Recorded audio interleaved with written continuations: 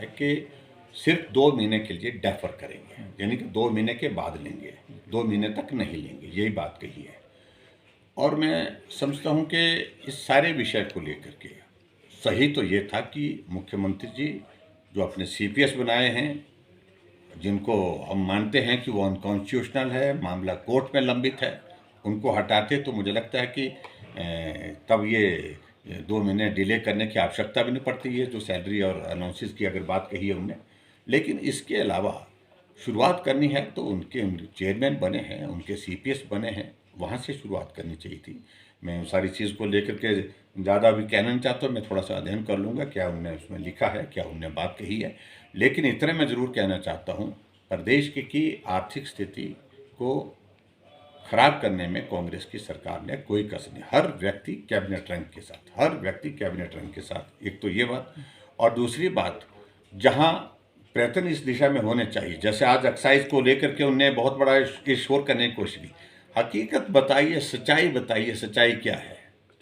हकीकत ये है कि जो हमारा लास्ट फाइनेंशियल ईयर था जिसमें मैं मुख्यमंत्री था, उस वक्त इंक्रीज 23%, 23 पॉइंट कुछ हुई है उस वक्त इंक्रीज।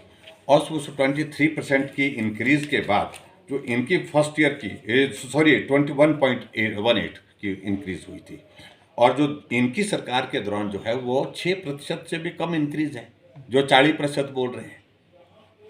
ये झूठ बोल करके क्यों गुमराह करने, क्यों मालूम नहीं पड़ता कि सबको? अगर इतना रेवेन्यू ने इकट्ठा किया तो आज मालूम ये स्थिति नहीं होती। लेकिन हकीकत तो ये है हिमाचल प्रदेश में कि ये सरकार सत्य बोलती नहीं है, आंकड़ों को छुपाती है, झूठ बोल करके सत्ता में आई है, झूठ बोल करके हमेशा मैं कहता हूँ कि सत्ता चलाना चाह रही है। लेकिन हकीकत ये है कि एक्साइज पॉलिसी में बहुत बड़ा गड़बड़ हुआ है, बहुत बड़ा घोटाला है। ये बहुत बड़ा घोटाला इसलिए है क्योंकि छोटी यूनिट बंद करके बड़े बड़े ठेकेदारों को लाभ लेने के लिए उन्होंने योजना बनाई और उनके साथ बैठ करके रेट भी तय कर दिए। ऐसे कैसे होता है कि बिडिंग में 10,000 15,000 का फर्क हो? जो रिजर्व प्राइस रखी गई थी, 5 स्थान तो हिमाचल में ऐसे हैं जहां पर रिजर्व प्राइस से भी कम पैसा जो है पैसे पर बिडिंग हुई है। और मेरा तो मानना है कि अगर रिजर्व प्राइस से कम होती तो बिडिंग वो कैंसिल होनी चाहिए थी, फ्रेश बिडिंग होनी चाहिए थी वहां पर। एक्सेप्ट क्यों की? और उसके बाद पूछे कि ऊना की अगर बात करें, ऊना की बात कह रहे हैं कि वहां पर हमने 6 बार 7 बार जो है उसमें बिडिंग की, और उसके बाद ऊना में बिडिंग को जानबूझ करके प्रभावित किया क्योंकि किसी एक व्यक्ति विशेष को वहां पर उसका लाभ देना था। और ये सब जानते हैं, पूरा हिमाचल जानता है कौन नेता है जिसके प्रभाव में वहाँ पर वो काम किसी को दिया गया और काम उसको किस तरह से संचालन कर रहे हैं, ये भी सारी बातें सबको मालूम है। मैं इससे ज़्यादा कुछ नहीं कहना चाहता हूँ, लेकिन बहुत बड़ा घोटाला है, निश्चित रूप से घोटाला है। कर्मचारी उनको ऐसा नहीं जाना चाहिए। कर्मचारी अपनी मांगों को लेकर के अपनी बात कहते रहते हैं, लेकिन यहाँ तो अभी बात कही ही थी।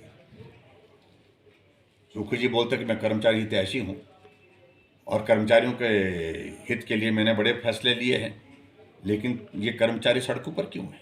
ये बहुत बड़ा प्रश्न है।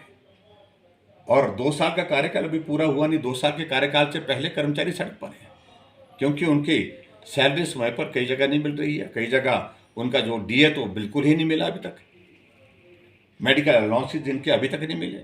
ऐसे बहुत सारी चीज़ों को लेकर के इन्होंने बहुत सारी बातें कही हैं।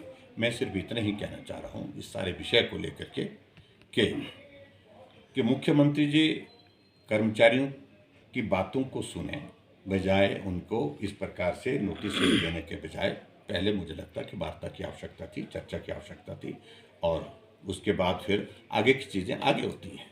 और लोकतंत्र में अपनी बात कहने का अधिकार सबको